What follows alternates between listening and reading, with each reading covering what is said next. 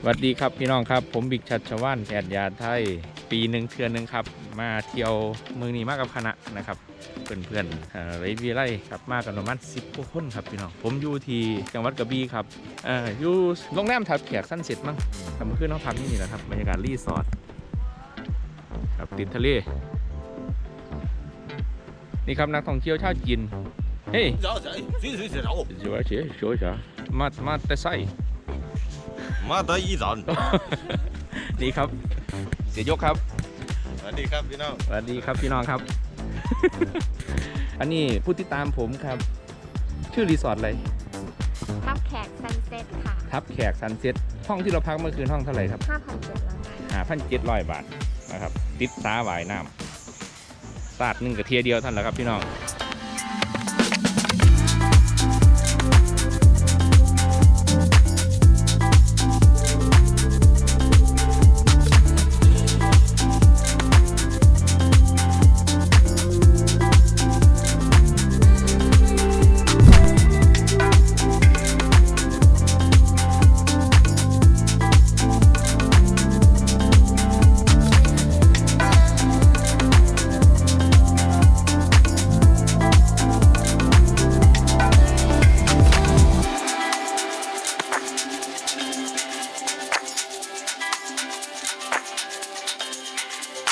เรือลำนี้นะครับประกอบด้วย4 ห้องนอน4 ห้องน้ำนะครับแต่ว่าเราจะเปิดให้แขกใช้ด้านขวามือคือ2 ห้องนอนห้องน้ำจะอยู่ในห้องนอนเลยนะครับพื้นที่นั่งก็คือมีด้านในนี้ด้านหลังแล้วก็ด้านหน้าใช้ได้หมดครับใช้ได้หมดพนักงานผ่านการตรวจ ATK มาเรียบร้อยแล้วครับผมครับผมเดี๋ยวโปรแกรมที่เราจะไปนะครับพี่มีทะเลเวกก่อนครับผมแล้วเดี๋ยวถ้าพวกพี่จะขึ้นทะเลเวกก็ครับขึ้นทะเลไปก่อนแล้วก็โปรแกรมต่อไปก็น่าจะเป็นเกาะไก่แล้วก็ไปเล่นน้ำที่อาโบยานะครับครับแล้วขอบคุณมากครับเดี๋ยวนิดนึงแล้วอาหารการกินเราจะไปกินที่ไหนกินบนเรืออาหารการกินพวกเหล้าเบียร์อะไรพวกนี้ครับเต็มที่เลยพี่บนเรือโอเคส่วนกับข้าวมันมีน้ำแข็งไหมพี่น้ำแข็งมีครับกับข้าวยังไงกับข้าวเราไม่มีอ่ะพี่แล้วเรามีที่ไปกินมีที่ก่อกินไหมครับทะเลแหวกเขามีแบบเป็นสั่งแบบจานเดียวโอเคเดี๋ยวไปหาข้างหน้าแล้วกันได้ถ้าหิวตรงไหนเราค่อยบอกพวกพี่เนาะครับโอเคแล้วอีกอย่างหนึ่งพี่ตรงไหนมีลิงไหมพาไปดูเลยบนเรือครับพี่มีอ้าวมีครับมาเรื่องหนึ่งมันมาดิเราบอกมีเสียงอย่างที่จะไงวะพอเพิ่งถึงดีเอาพี่น้องตามไปดีซื้อได้ถึงบวกน้ำเลยเดี๋ยวไปดูนี่นะครับสมาชิกครับแน่เกี่ยวว่าอะไรข้างในสาวๆทำอะไรกันครับห้องนอนอยู่ตรงไหนนะอยากไปดูห้องนอนหน่อยใครเนาะ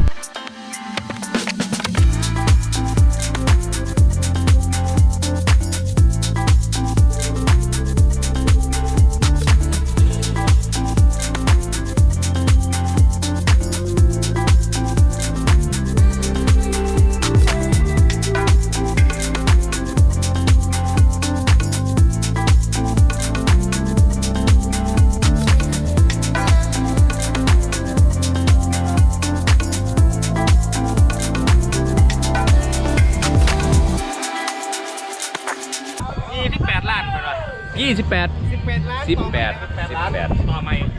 ลำ18ลำนี้กี่ปีแล้วพี่ลำนี้กี่ปีแล้วลำนี้28ครับ28 ปีโอ้สภาพอายุการใช้งานว่านานนะเนี่ยน่าจะทำเงินไปได้เราได้หลายแล้วพอสมควรแล้ว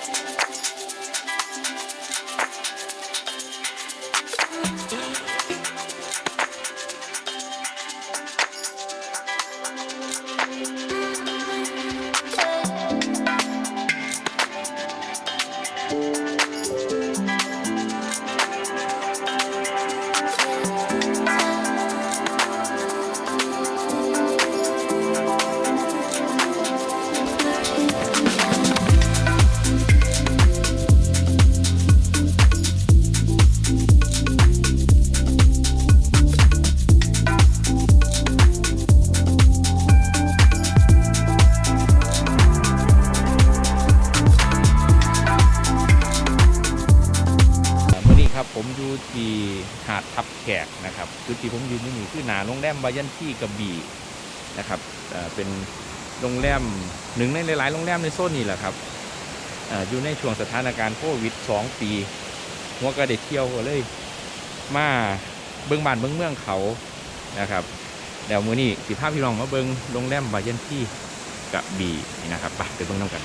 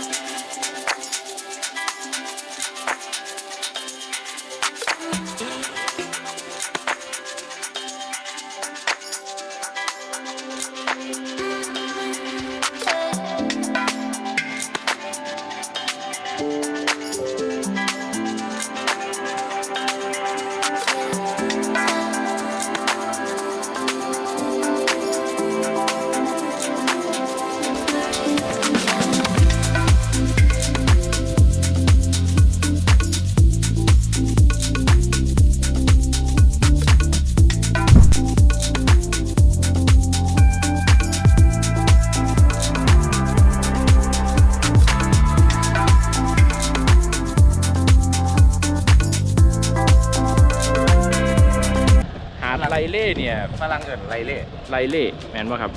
ไลเล่เนี่ยมันเป็นหาดที่ต้องขี่เรือเข้ามาอย่างเดียวเพราะว่าภูเขาติดภูเขาครับเนี่ยครับภูเขาพวกนี้เนี่ยอ้อมหาดนี่ไว้ก็งงคือกันแหละครับว่าเขาเจ้ามาเฮ็ดเฮียนเฮ็ดซ่านอยู่นี่ได้จังไดเนี่ยครับนี่ก็เป็นคำตอบเป็นคำถามเหมือนกันสงสัยสิขนมาทางเรือขนมาทางเรือจนเรามาฮอดส่วนใหญ่ส่วนหลายที่เบื้องนี่ก็สิเป็นนักท่องเที่ยวต่างชาตินะในช่วงโควิด2-3 ปีมานี่ก็เพิ่งมีนักท่องเที่ยวเข้ามาชมไปเดี๋ยวไปสำรวจหาดกันตามมาครับ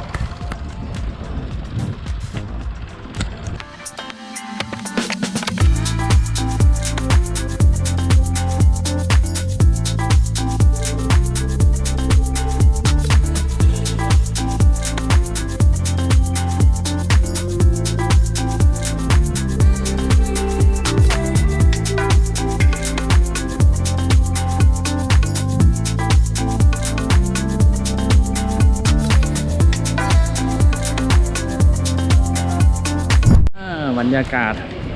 รอบๆบ้านครับวิลล่าแม็กแควกนะครับอยู่ที่หาดไลเล่วิลล่าหลังหนึ่งเนี่ยจะมีอาคารอยู่3 หลังอันนี้คืออาคารรับรองเรือนนอนหลังใหญ่แล้วก็หลังเล็ก2 หลังแล้วก็มีสระว่ายน้ำตรงกลางสระว่ายน้ำอยู่นี่ครับสระว่ายน้ำตรงกลางซ้ายขวาอันนี้เป็นห้องนอนนะครับข้างหลังก็เป็นครัวของทีมสตาฟเพิ่นห้องนอน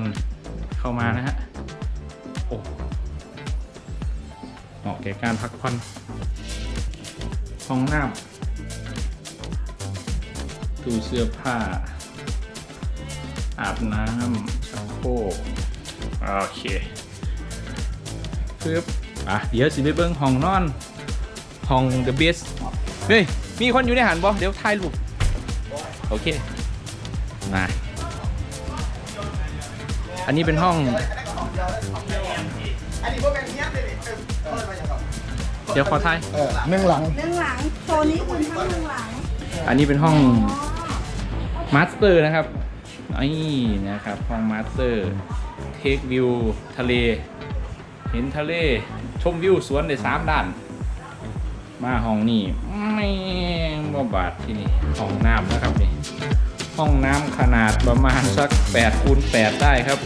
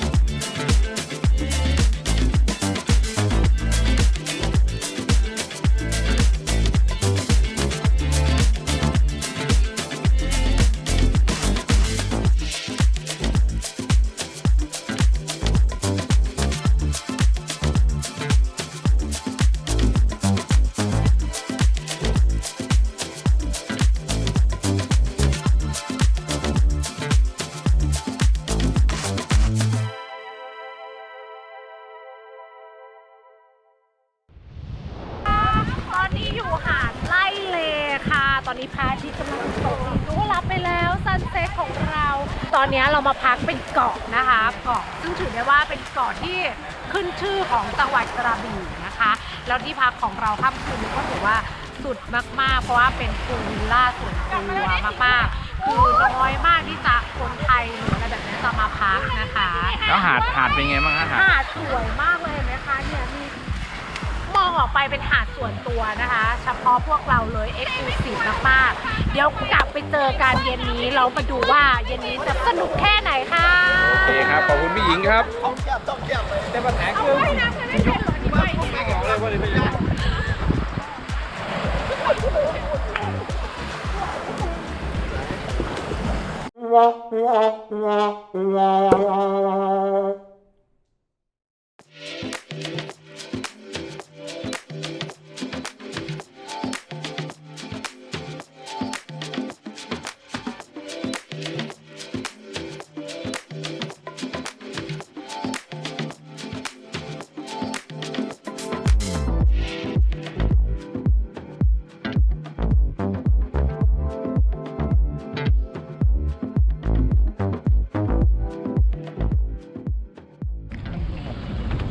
ครับ